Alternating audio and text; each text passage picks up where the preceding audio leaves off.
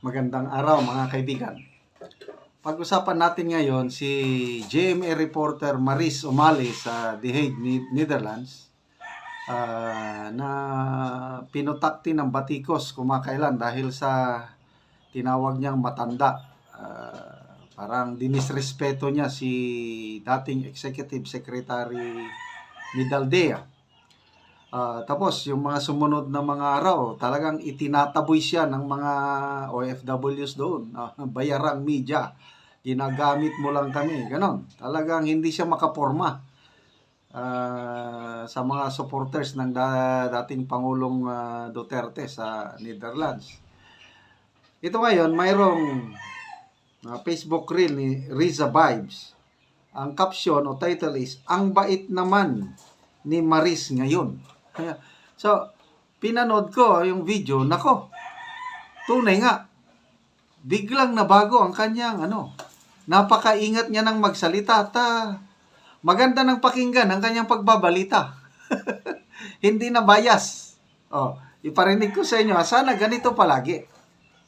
So, tatapos lamang po i-address ni Vice President Sara Duterte ang napakaraming mga taga-suporta po na nanggaling pa sa iba't ibang panig ng Europa na pumunta rito sa That was yesterday, sa birthday ni PR para Building. iparating ang kanilang pagmamahal, pagsuporta Kahapon ito. at pagbati rin sa dating Pangulo para sa kanyang ika-80 kaarawan. Makikita po natin ay napakaraming mga ginawa pa silang mga placards. From Germany! Oh yes, merong mga banderitas, mga lobo na lahat luntian, talagang nabalot ng luntian itong harapan ng detention facility para batiin at iparating ang kanilang pagbati sa dating Pangulo. Please don't push guys, please. Kasi meron pa tayong program after this. Alright, so yan, sinasabi po niya may programa pa. Pero banda rito tayo, mga kapuso, para marinig. So, kanina sa talumpati nga ni Vice President Sara Duterte, sinabi niya sa mga tao na kung nais nilang iparating, ipahayag ang kanilang pakikisimpatya, pati na rin yung galit sa nangyayari sa kanyang ama, ay wag daw pong idaan ito sa paraan ng pakikialam sa kaso. Hayaan na raw ang mga abogado ng kanyang ama na gawin yung kanilang trabaho at depensahan ang dating Pangulo para sa kanyang pinakaharap na kaso crimes against humanity dito sa International Criminal Court. Hiningi rin po niya yung tulong ng mga taga-suporta para sa alyansa ng kanyang Pangulo. Bukod dyan, sinabi niya na ngayong araw po na ito ay hindi na muna siya makakabisita sa kanyang ama sa loob dahil ang araw po na ito ay inilaan para sa common law partner ni dating Pangulong Rodrigo Duterte na si Connie Let at sa kanya ring sa kanilang anak na si Veronica. So, ang sinasabi ni Vice President Sara ay Nagpatalastas lang. Di ba? Ibang-iba na ang kanyang pagbabalita. Malumanay, may respeto at magandang pakinggan. Okay.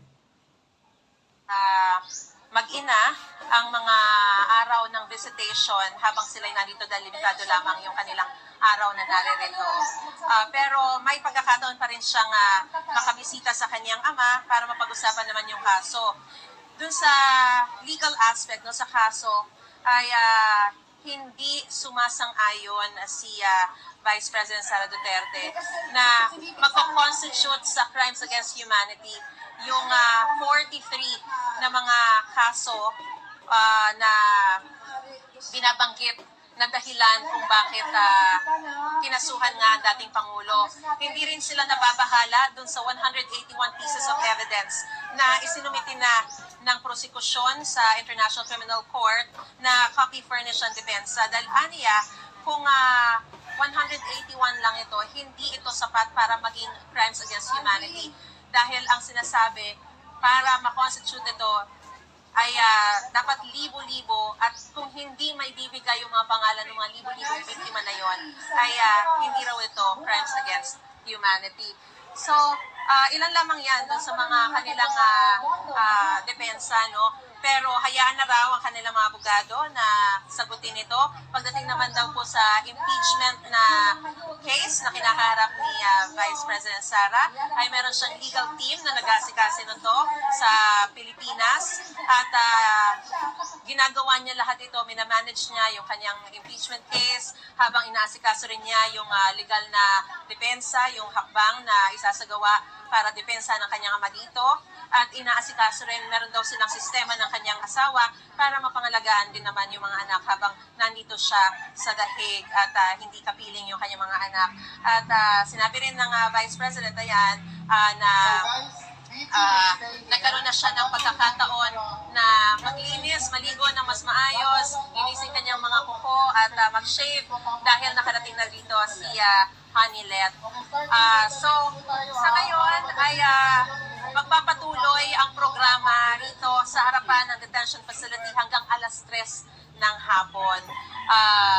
Yun lamang po yung binigay na permit sa mga taga-suporta na maayos naman at sinusunod yung mga polisiya na isinet ng security dito na sa loob lamang sila ng barikada o ng fence para maging systematic at maayos yung pagse-celebrate, pagdiriwang ng karawan ng dating Pangulo. So yan muna ang latest na sitwasyon. May makikita tayo dito na mga cakes para sa dating Pangulo. Ang mga tao rito ay meron din pong iba't ibang mga pagkain na pagsasaluhan para sa kanilang picnic style na pagtitipon dito po sa pagdiriwang ng kaarawan, ikaw-anong pong kaarawan ni dating Pangulong Rodrigo Duterte. So yan muna ang pinasariwang balita. Okay. So ano masasabi nyo? To me, napakagandang pakinggan yung pagbabalita. Patas lang. Walang kinikilingan. Sana ganyan palagi. Pati yung mga DDS, hindi na siya tinataboy. Hindi katulad nung ibang araw na sinisigawan siya na bayaran. Bias. Okay. Magbasa lang tayo ng mga comments, ha? Okay, my 7 ka na Maris. 70 over 100 ka na Maris. Hi Maris, umuwi ka na sa Pilipinas. Good girl ka ngayon Maris. Kaya salamat ha, may respeto ako sa iyo ngayon. Ganon dapat.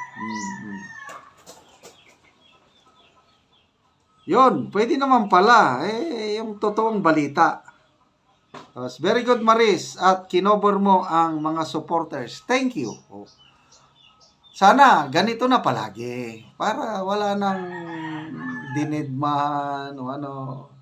So, saludo tayo kay Maris Umali sa balita niyang ito.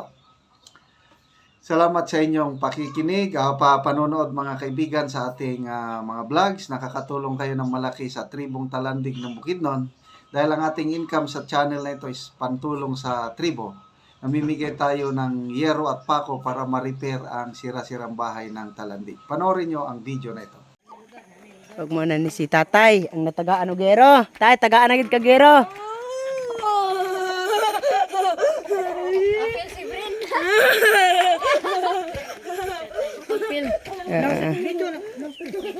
Pwede ito mga interview.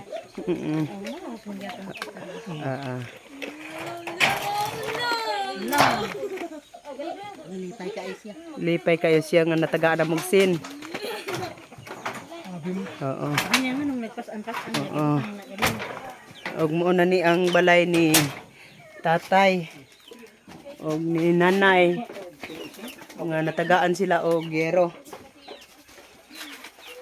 Maayo na gyud ang ilang warlay karon kay mag-atop naman sila. Kay tungod luoy naman gud kayo sila ani og mag-ulan. Oo. Mag-atop na dayon siya karon. Oo. Oo. Og karon ko, unsa inyong maistorya kol nga matagaan na mo og tatagaan na mo gero, maka-atop na mo, mawala na ning inyong atop nga bolsot na gyud kaayo unsa inyong maistorya. Kami sa Ginoo og sa sponsor aning Oo. Ang una gyud, pasalamatan nato ang labong makagahom kay Oo. siya ang naghatag. Labaw pa gyud ang sponsor aning Nagtabang. nagtabang. Pasalamat sa inyo. Salamat sa mi og labi na gini mo. Kay Mm. di man sa may maka Agwa dapat mo mo ginabang kung wala mo. Lagi call. Kamo gyud may kuan. Mm. Wala nga.